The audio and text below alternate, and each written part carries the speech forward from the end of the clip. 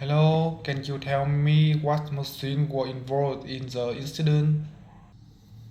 Hi, yes, it was a cordless drill. What brand was it?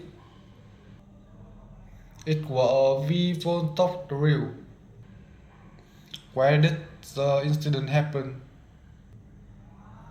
It happened in assembly shop no, number 10.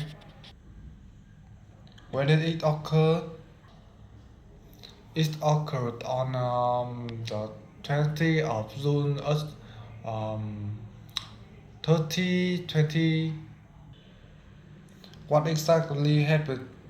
A trainee is drill bit for the raw material and the drill bit got stuck in the material and then broke.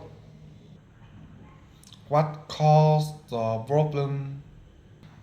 The trainee didn't follow the manual instruction. Do you have any recommendation to prevent similar incidents in the future? Yes, the trainees should read the manual carefully before using the machine. Also, the company should provide training call on safety rule for new employees. Thank you for report.